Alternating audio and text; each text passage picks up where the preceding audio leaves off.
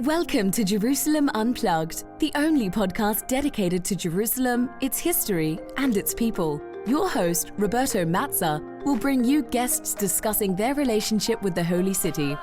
A journey through history, society, feelings, and hopes for the future. Follow the podcast on all social media platforms at Jerusalem Unplugged.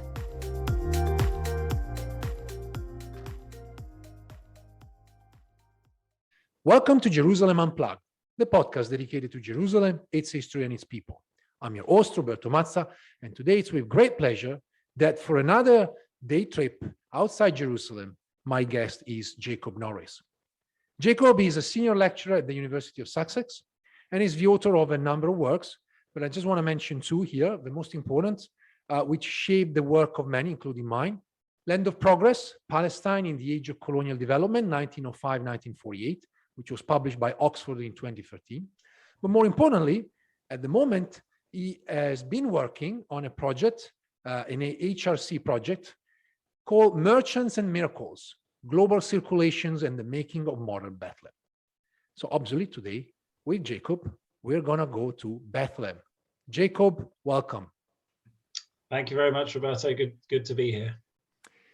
Jacob, I want to ask you something, because obviously your work started looking at Palestine, particularly sort of the economic or socio-economic history of Palestine in the early 20th century, but your next project focused on Bethlehem. So how comes you moved to Bethlehem? How did you get to Bethlehem? I became very interested in the sort of local history of Bethlehem when I was doing research for my PhD, where I was sort of on a daily basis in the archives in Jerusalem especially, but I was living just across the Green Line in the occupied territories, in Bethlehem, particularly because I wanted to improve my Arabic.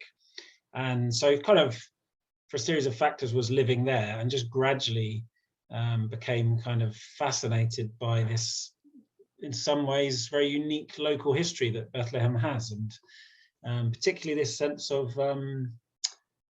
global connections. Every family, every person you seem to meet in Bethlehem has a cousin or an uncle or an auntie in some far-flung corner of the world, and just gradually finding out how that works historically, and what was the sort of longer history of that very globally connected space that Bethlehem has become, but then also relating that to the very pressing problems and challenges that the town faces.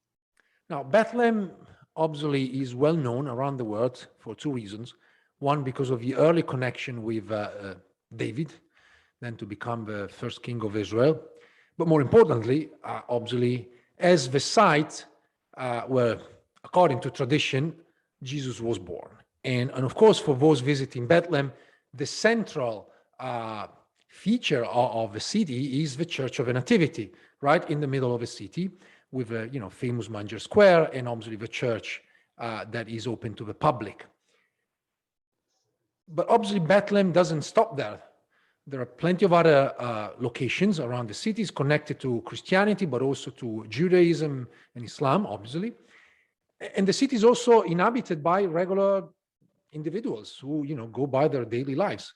And I was wondering if you can paint for us a picture of Bethlehem, particularly in the period of your expertise. So the late Ottoman, and obviously going into the early 20th century, how Bethlehem looked like back then and how it changed throughout the 20th century. Yeah, I think that is a period of great change for Bethlehem. But I suppose it's also important to put that in a longer perspective. And I think one of the really defining features of Bethlehem's longer history is this sense of interaction with the outside world, because of its status as an important pilgrimage site. I would say, particularly in terms of its Christian traditions, that the town has long been exposed to people from all over the world, as visitors, if you like, coming from the outside in. And Bethlehem's economy, some of its societal structures have grown up around that. So I think it's a town that has for centuries, if not millennia, been used to a certain level of interaction with the outside world. And I think that has produced some of its kind of key defining social characteristics. But of course, they're constantly shifting over time as well. For me, one of the things that really stands out about that history of interactions is the extent to which Bethlehemites, the Talahima, have always tried, have always been very, I suppose, innovative at finding ways to profit from those interactions, thinking about their relationship with visitors as an economic one, and one that has great potential for livelihoods to be made and remade in a constantly shifting landscape. So it's this sense of ingenuity, this sense of business acumen that seems to build up over the centuries in relationship to these outside visitors, largely pilgrims we're talking about, of course. So as we go into the late Ottoman period, there are a whole series of factors which mean that particularly European and North American Christian pilgrimage and tourism is increasing significantly from the mid 19th century onwards. And I would put Russian Orthodox pilgrims, especially from the 1870s onwards, as a massive part of that, but also tourism from Northwestern Europe and North America as well. That needs to be framed within a whole context of increased interest in the Holy Land, the rise of scriptural geography, of sort of a more scientific interest in verifying biblical sites, and obviously Bethlehem then comes into that, but also the birth of mass travel, communications, package tours, the ability of relatively let's say middle-class people in parts of Europe and North America to travel and actually see the Holy Land in the flesh. So there's a whole series of factors combined with imperialist interests, which mean that there's a big increase in visitors to Bethlehem from the mid 19th century onwards, and the town then very visibly changes in tandem with that, I would say. There's an important Ottoman context there as well. Obviously, the Ottoman state is going through a massive series of reforms in that period. It's rejigging its administrative boundaries, as well as its kind of its systems of governance and representation. So Bethlehem definitely benefits from that in terms of its administrative recognition, and eventually by the 1890s, it becomes it has its own municipality. It has its own municipal office with a mayor attached to it, which gives it an elevated status within the Ottoman administrative hierarchy. And that's a kind of recognition, I think, of the town's demographic growth, but also its economic importance as well. So yeah, we see that in the population growth. I think Bethlehem's population goes from around 1,500, most estimates will agree on, by the mid 19th century, up to around 5,000, possibly 6,000 by the onset of the Mandate period. So that's a pretty, it's still a small place, but it's quite a large growth in sort of percentage terms. And in terms of my research on Bethlehem, the aspect of this that has most interested me is the extent to which merchants in the town, beginning roughly in the 1860s, are able to begin exporting the devotional objects which the town has long been famous for producing for these visiting pilgrims, to begin exporting those abroad and plugging themselves into global circuits of commerce and taking their trade to the outside world, rather than just simply waiting for pilgrims, for visitors to arrive. And that's a key shift, I think, in the town's history in that 19th century period. It's built upon this longer running story, I think, of economic growth, of increased visitors to the town. But there's a definite moment where suddenly we find Bethlehemites cropping up all over the world in that period, but they are very much circular migrations. So young men, typically in the early period, going abroad for perhaps 6 months, sometimes longer, very much to establish some trading connections in certain locations, in particularly in Europe and the Americas, and then coming back to the sort of family base, and that provides these injections of capital. Families make fortunes really almost overnight, as well as injections of new ideas, new social and cultural norms. Before we're going to talk about merchants and obviously also the connections and the extension of the connections around the world, I just want to paint a picture for the listeners about the population of Bethlehem. You mentioned a few figures there. Bethlehem was mostly a Christian town in Palestine, but in recent times, the demographic sort of makeup of a city has changed, not only because of a sort of a movement of people in and out of a city, but also because in 1948, for instance, we had the influx of refugees from other areas of Palestine. And so I was wondering if you can give us a sense of how the demographic makeup of a city has changed, particularly throughout the 20th century up to the 21st century. Yeah, I think today, I mean, it all depends on where we're drawing the boundaries of Bethlehem, doesn't it? But today, the Bethlehem municipality, it can be measured in different ways. Are we including the refugee camps? Are we not including the refugee camps? But certainly today, Christians in Bethlehem are in the minority. I think there's something like 15 to 20,000, the Christian population of Bethlehem today, in a wider municipal area of around 100 to 120,000.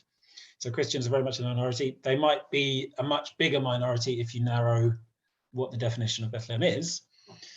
So that's a major shift in sort of religious sectarian terms.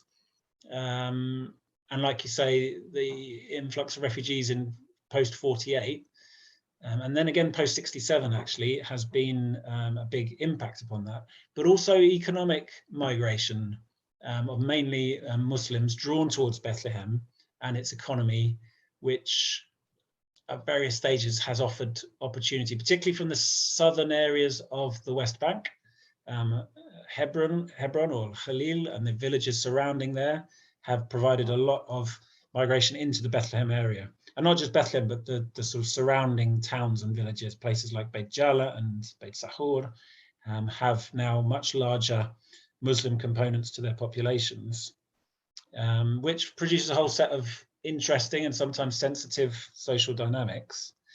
I always find it quite ironic that there is this very strong sense in Bethlehem today of you are either a Talhami, a Bethlehemite family, or you're not. And that goes back to this kind of codified sense that there are 7 clans or groups of families in Bethlehem. People will recognize this from other towns and cities in Palestine as well.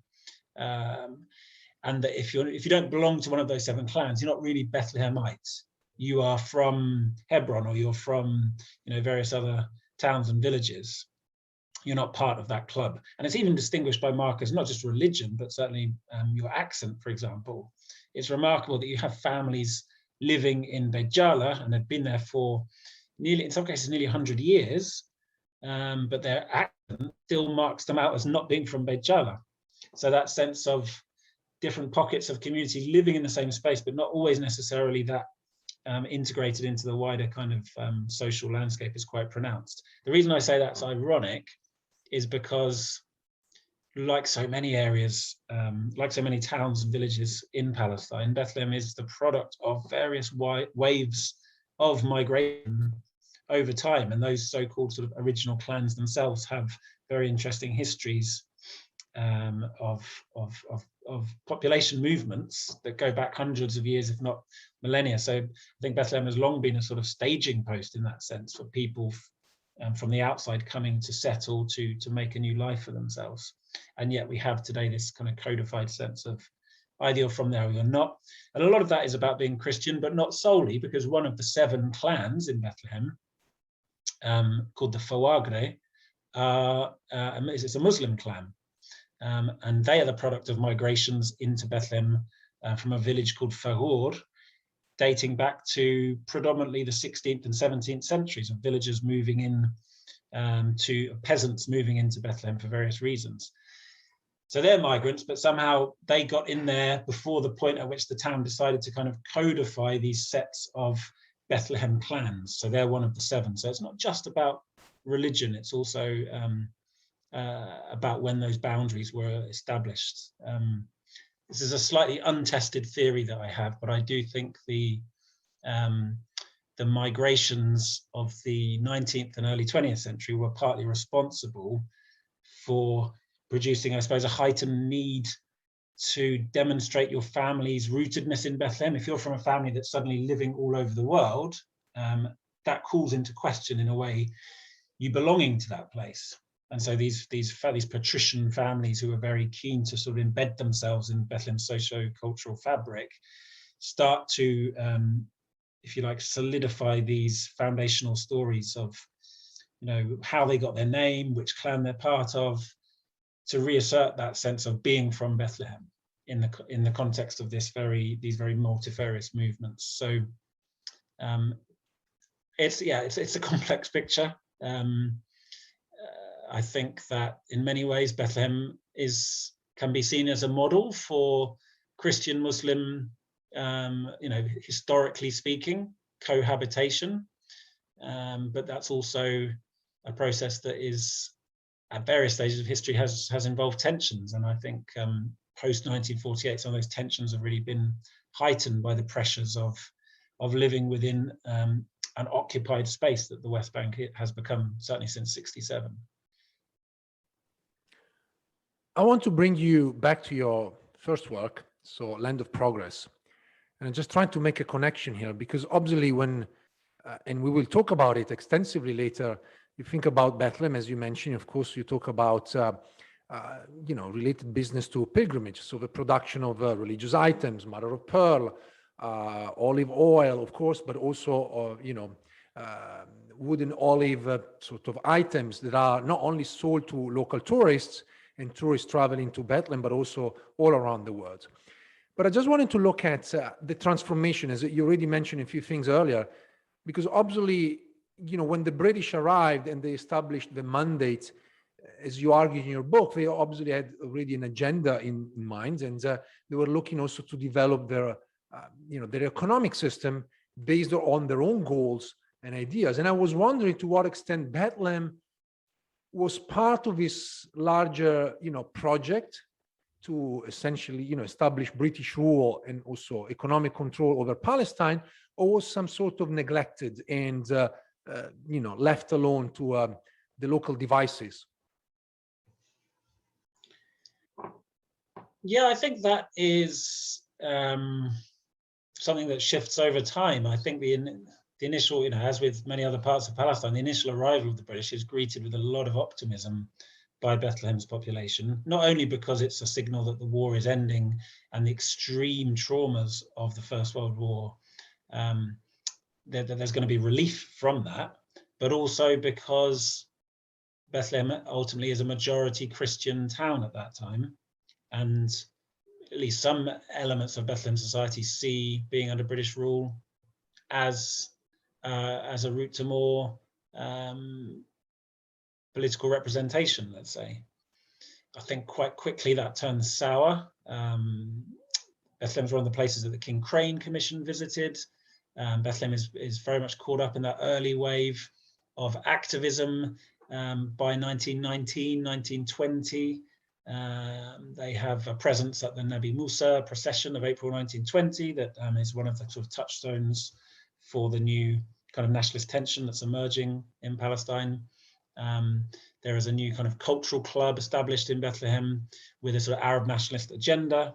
All of these things mean that the town is quite quickly at the forefront of opposition to British rule, and more specifically, the idea of the Jewish National Home project. So from there, I think the mandate period plays out as one of largely tensions between the British regime and the local population in Bethlehem. Despite the best efforts of the British government to have this kind of divide and rule strategy by continuing classifying Palestinians according to their religion rather than their kind of national political affiliations, and people like Laura Robson have written very eloquently on this subject. And one of the sort of standout features from the Christian Palestinian perspective of the 20s and 30s is the efforts to work against that and form these new pan-religious groups and movements. So Bethlehem is very much caught up in that kind of process, and I think that's a marked feature of life under the British in Palestine, especially when we start to think about, well, this is a town which has long based its economy on commercial activity, particularly merchant activity. So there's a lot of that merchant class in Bethlehem which see the arrival of the British with great optimism. This is a chance for us to gain a stake in these new kind of development projects that the British seem to be promising, infrastructural projects in particular. And they very quickly become disappointed by that under British rule, as it becomes apparent that the British idea of development has already earmarked European Jews to be the sort of motors of that development. So some of my book, Land of Progress, was very much trying to chart that process and those tensions whereby the Bethlehemites on projects such as the Dead Sea development were very keen to have a stake in that. We're very keen to work or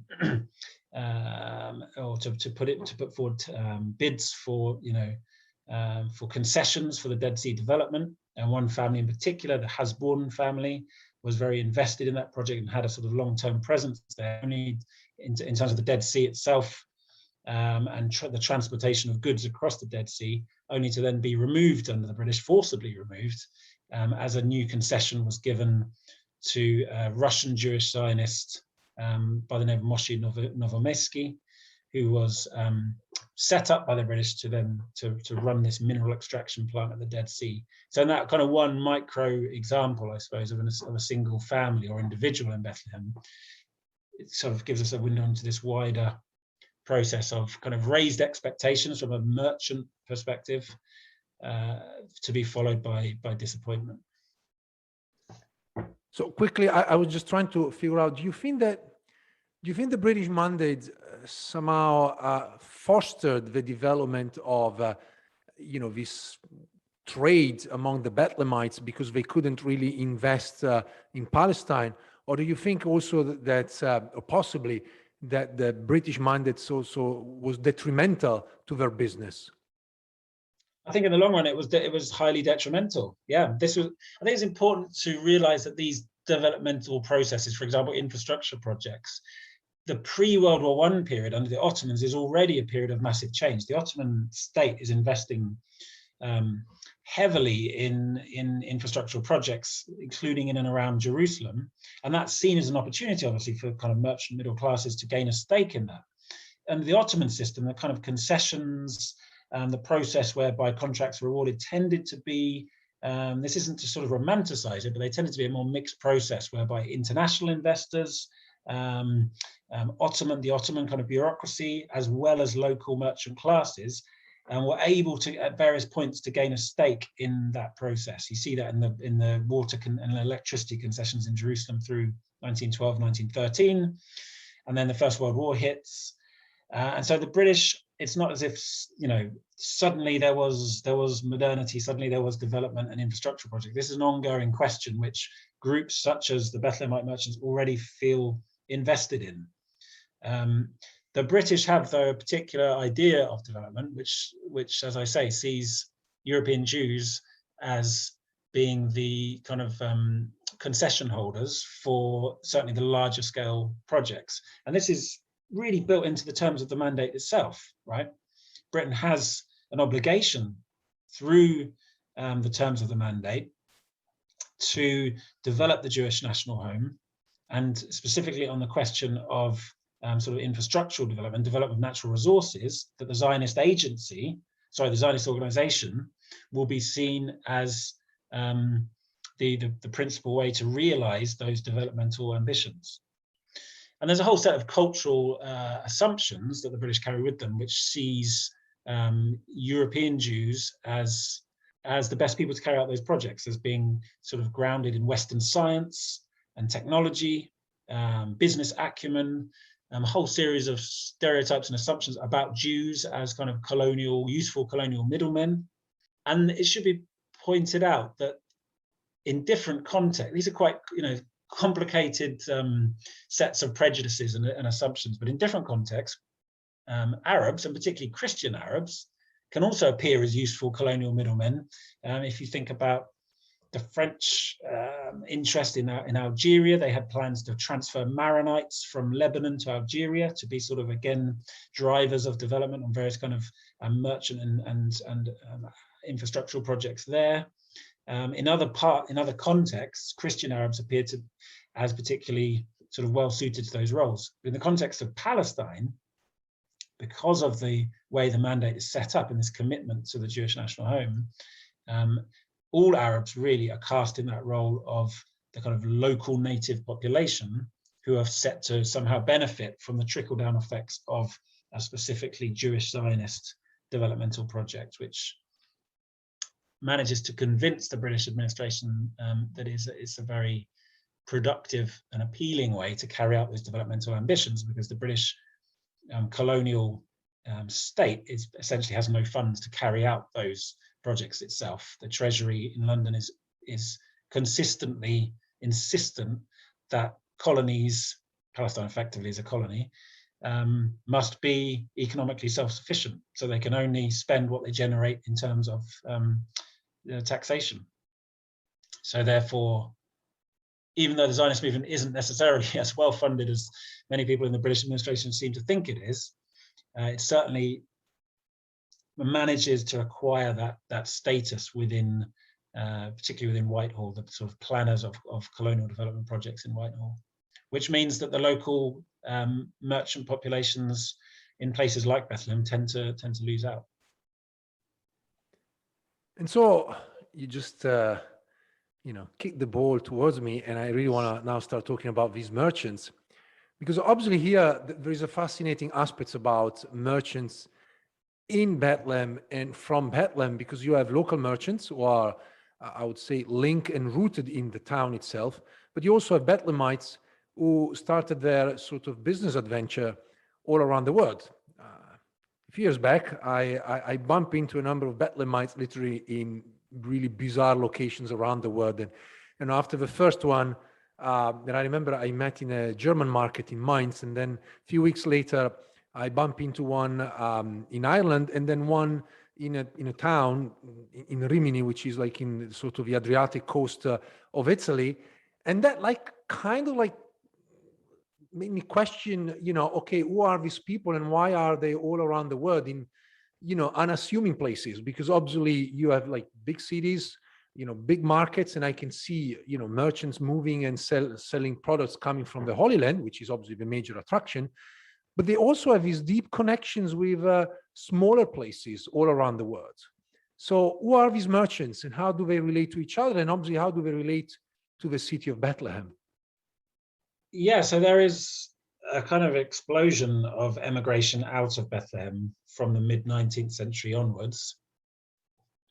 But I think it's also important to relate that back to this longer running story of interaction, particularly with European pilgrims, and especially, I would say, actually Catholic European pilgrims. So it might not be a coincidence that you raised examples from Ireland and Italy in that story. There is a fascinating history of the Franciscan kind of presence in Bethlehem, which goes back to the 13th century. And Bethlehem is the only place where the Franciscans really have a continuous presence after the Crusades in the wider region. And then for a whole series of reasons, they are very successful in Bethlehem at sort of bringing parts of the local society into their orbit.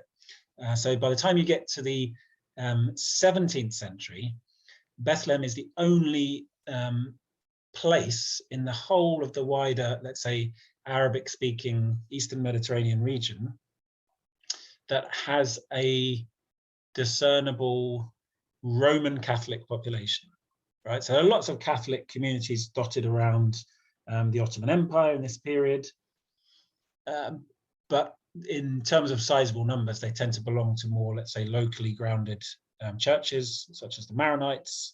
In Lebanon would be the most sort of significant example, who are part of the Uniate kind of Catholic group of church. They recognize the authority of the Pope, but they have their own rights, they have their own traditions. Whereas in Bethlehem, you have Roman Catholics who make up a majority of the town's population from the mid 17th century onwards, from a very early stage. And still today in Bethlehem, amongst the Christian population, there is a small Catholic, Roman Catholic majority. And it's that Catholic community which has very intensive exposure to living and working with the Franciscans, and in particular, producing these devotional objects for sale to pilgrims. And the Franciscans kind of very much control that process for several centuries. So they buy from the local producers and then they sell to their pilgrims. They also send those products abroad. Lots of really interesting sources which talk about how they box them up in their warehouses in Jerusalem and send them off to Venice, to Germany, to Spain, to Portugal, and seem to do a pretty good trade out of it as well, sometimes offering them to dignitaries or benefactors as a kind of thank you or reward. But there's a large sort of circulation of these goods through the Franciscans, going back to at least the sort of 1600s. And the Bethlehemite local artisans becoming very specialized in, I suppose, appealing to Catholic sensibilities through this trade.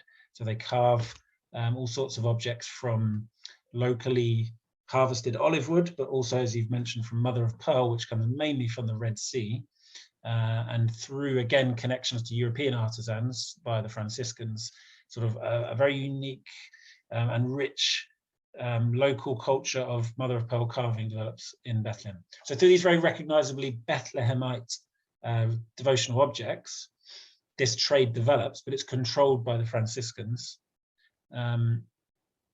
with lots of tension built into that relationship. So I've looked at lots of sources in the archives in Rome, with the Propaganda Fide archives, for example, but also more locally the Custodia archives in Jerusalem, so the sort of Franciscan archives there, of local artisans being very unhappy about the sort of conditions of this relationship.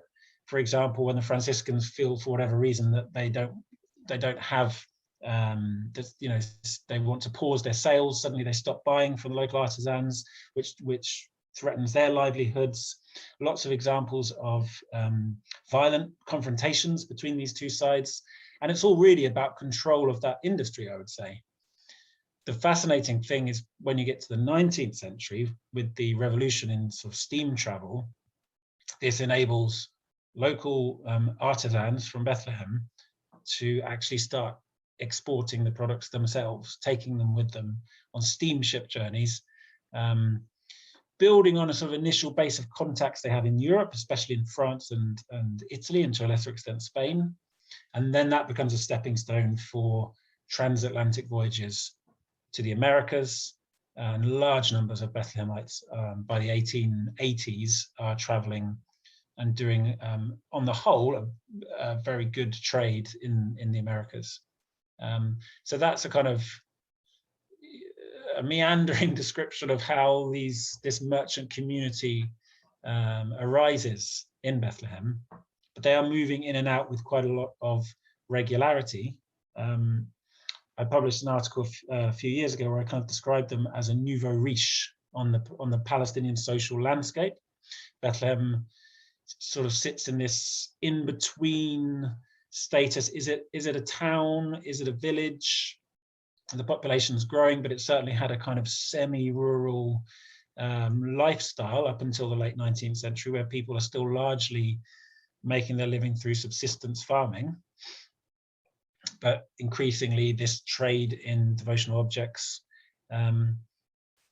starts to boost their revenues. And so you have these merchants coming back from all over the world, especially the Americas, suddenly having made money very quickly, and in some cases, really astonishingly large amounts of money.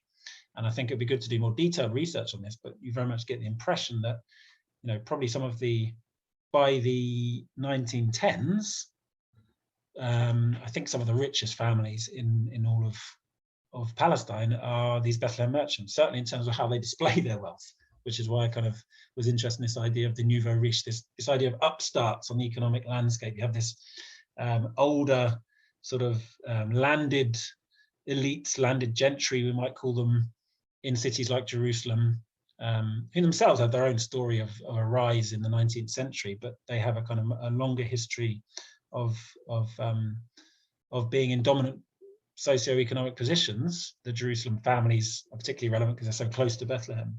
But then suddenly by 1900 or 1910, you have these opulent mansions appearing in Bethlehem, very self-consciously announcing their arrival, showing the rest of the area just how wealthy they are, and also consequently demanding to kind of have a stake in the Jerusalem economy, building houses in Jerusalem, taking part in all sorts of construction projects, as well as opening shops there. So they've become part of Jerusalem's social landscape as well, I would say. So this class of Bethlehemites. They're an interesting, strange breed because they've come from semi-rural backgrounds. They've made money very quickly. They have very high expectations of how they'll profit from the mandate regime, but it doesn't go so well under British rule. And one of the key reasons for that is the British government's, in the majority of cases, refusal to grant them Palestinian citizenship for merchants who are living abroad at the time in which Britain issues its citizenship order in 1925. Love this podcast? Support this show through the Acast supporter feature. It's up to you how much you give, and there's no regular commitment. Just hit the link in the show description to support now. Actually, I was going to ask you about Bethlehemites abroad and how they kept the connection with the city, or whether it's just through family, trade, business, or even nowadays, is there still like a sense of Bethlehemites abroad, and how that sense of link and connection with the city and with the sort of the local, families work? That's a really interesting area to explore. If we start with today, I suppose, in many ways that connection has been weakened. A lot of this is to do with restrictions on movement imposed by the Israeli regime of occupation, make it more and more difficult to enter the occupied territories, because Bethlehem is in the occupied territories in the West Bank today, but also make it more difficult to claim to live longer. So visiting is one thing, but to actually live for longer periods becomes even more difficult. And the general sort of shutting off of the town under Israeli occupation, I think, is a significant factor. So a town, I've been talking up to now at length about Bethlehem's sense of connectedness to the outside world, particularly receiving visitors. We have since 2005-6, we have this 8-meter high separation wall, which travelers have to pass through, which very visibly and physically cuts Bethlehem off. And it's much more difficult to sort of move to and fro between Jerusalem and Bethlehem, both for Bethlehemites, but also for visitors as well. So there's a sense of this connectedness being really restricted under the Israeli regime of occupation. And that applies across the wider area of the Bethlehem Governorate, as you have islands, this kind of idea of the West Bank being an archipelago of Palestinian-controlled islands, broken up by this very complex network of settler roads, the settlements themselves, road blocks, checkpoints, etc., etc. So space almost seems to be shrinking, and this isn't unique to Bethlehem at all. But with Bethlehem, it's sort of all the more stark, the contrast, I guess, because this is a town which, more than any other Palestinian town, has this history of global circulations of people moving in and out of the town very frequently. So that's kind of picture today, and I think that's produced in a way more distance between the people of Bethlehem origin who live abroad and those who live in the town itself.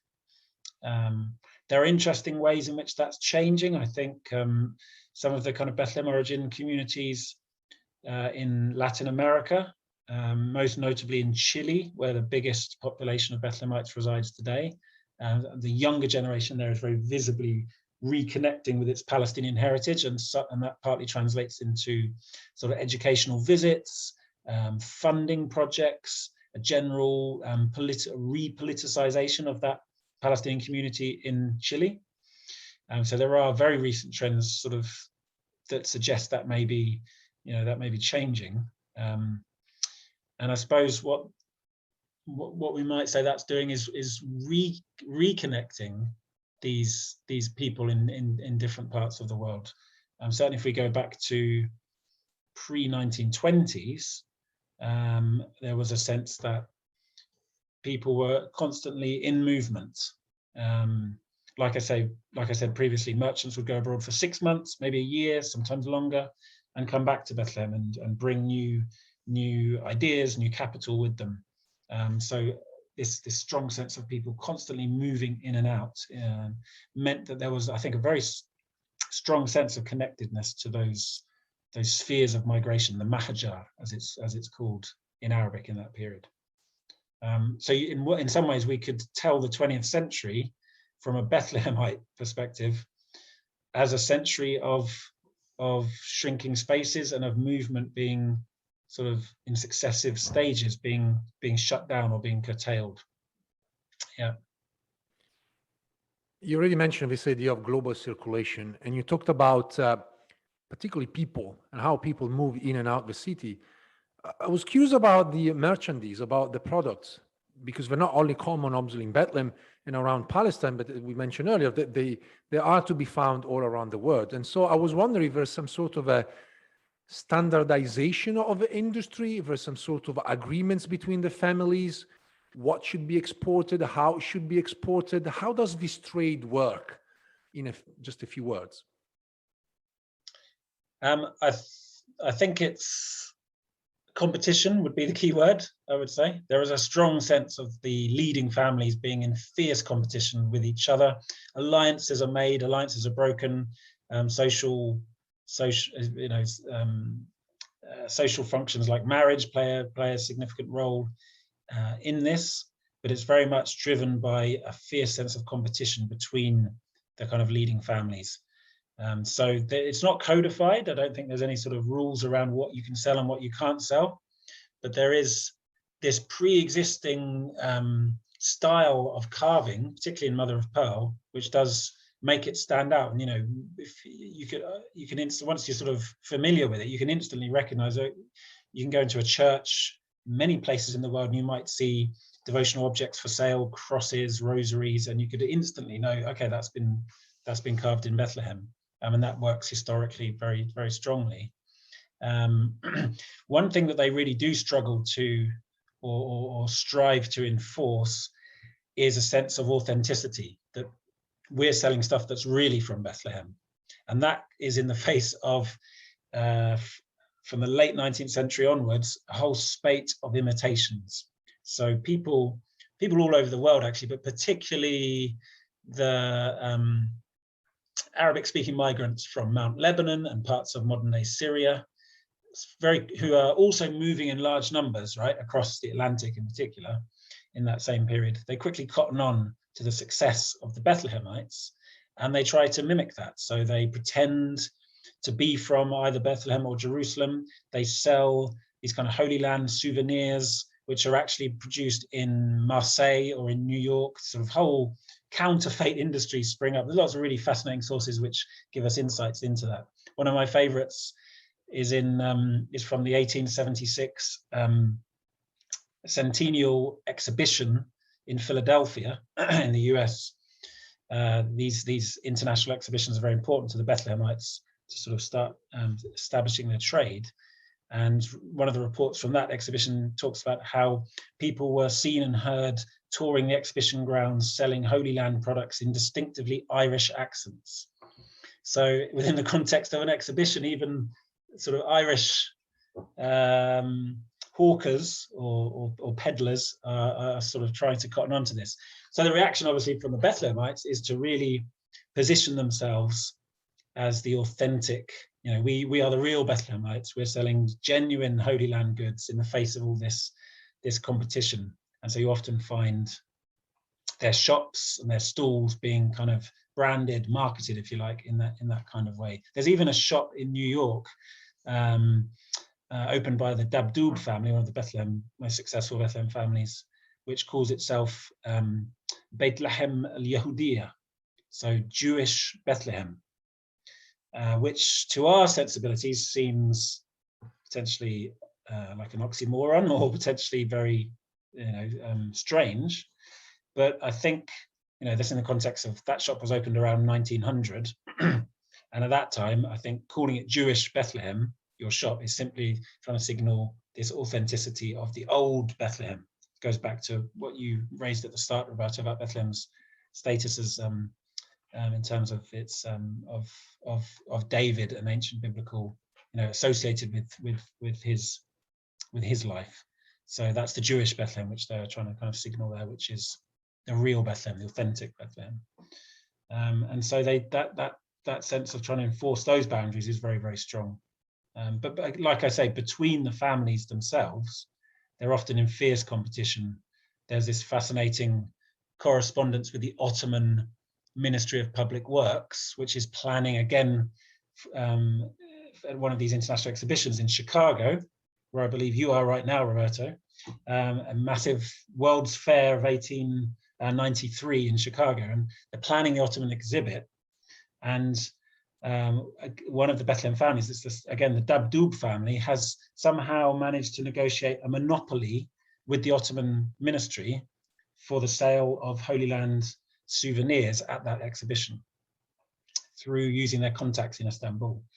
And then the Ottoman Ministry of Public Works is flooded by petitions of complaint by the other Bethlehem families, who are outraged that the Dabdoub family has been given this privilege because they see it as such a lucrative opportunity to sell their products there.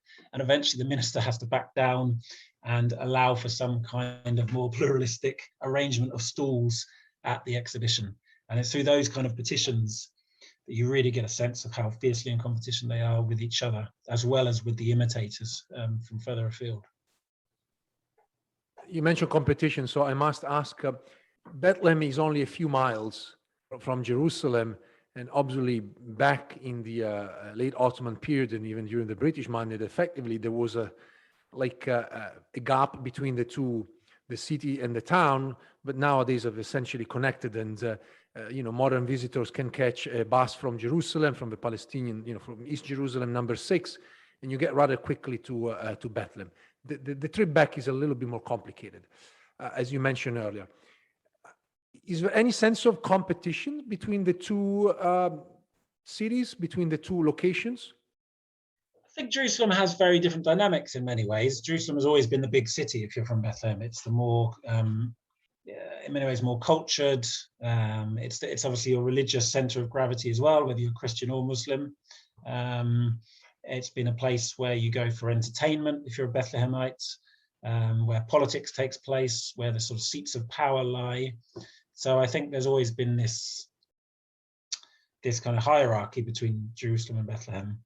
And I don't think Jerusalemites have really considered Bethlehem to be a sort of a challenge in that sense. I think they probably, certainly some of the elite families of Jerusalem tend to look down their noses at the Bethlehemites. But as I said previously, there's a real sense of the Bethlehemites arriving on the scene by the turn of the 20th century, of kind of flexing their muscles and having a lot of, particularly in the kind of construction industry in Jerusalem, you see a lot of the new mansions, houses in the new city that was expanding in the late 19th century and early 20th century in Jerusalem, in areas like the German colony, in various areas to the west of the old city in Jerusalem. A lot of the houses there were built by Bethlehem families, as well as Bethlehem stonemasons. The actual building itself, Bethlehem, become very specialized in that process. I think something you know more about than I do, Roberto, but because of Bethlehem's proximity to the kind of stone quarries in the area, they had developed particular kind of expertise in that area of things. So they're two cities whose histories are deeply entwined. and continue to be so, although in many ways those connections have been severed because they sit on opposite sides of the Green Line to an extent. But they also have very different trajectories. You know, this history of migration is not nearly going back here to the late Ottoman period, is not nearly so pronounced in Jerusalem. I think in Jerusalem you had a sense already that Jerusalem was the center of things. It had long been subjected to all sorts of, or exposed to all sorts of modernization projects, to globalization, the world economy, etc. Bethlehem, you get the impression it's sort of people are almost semi-peasants who very, you know, kind of inland market town, small scale, very quickly people start to travel literally to the other side of the world.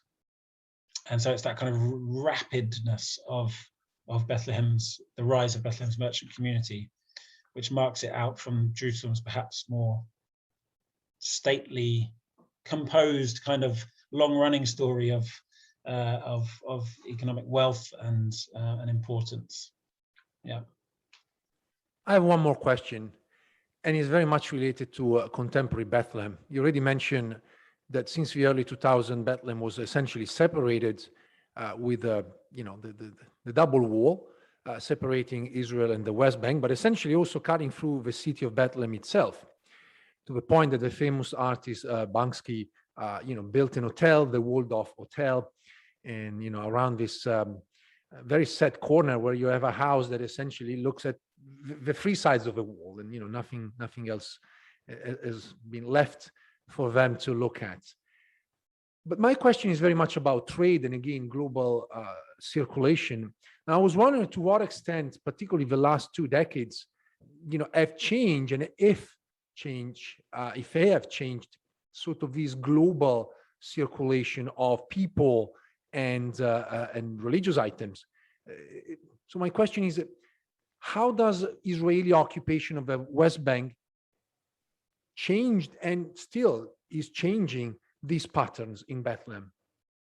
Yeah, I think it has been changing. It's produced a very negative impact upon that sense of global connectedness, and that's a story that runs back at least as far as 1967, but has become more pronounced in recent times. And there is a real danger, I think. Bethlehem is such an important city that has this kind of universal appeal and fame. It cuts across religious divides. It has a sort of global status that seems to almost transcend local politics. And there's a real danger that this city with such a rich heritage, stretching back so many centuries, is being emptied out, really, of a lot of its inhabitants, so that the people remaining are those who simply can't afford to leave. And there are 3 refugee camps in Bethlehem, Dahesha, Aida, and Al-Azze camp, which are kind of, today almost slum areas of the city that have grown up from those original camps established in 48, 49, where the residents really have no choice in many cases but to remain there. And you have this sense that the old town in Bethlehem has been in decline for several decades now, actually. Houses which have this really fascinating architectural legacy being no longer maintained, in some cases being divided up for rent to much poorer families, or being left unoccupied. And there have been various initiatives, some more successful than others, to address that.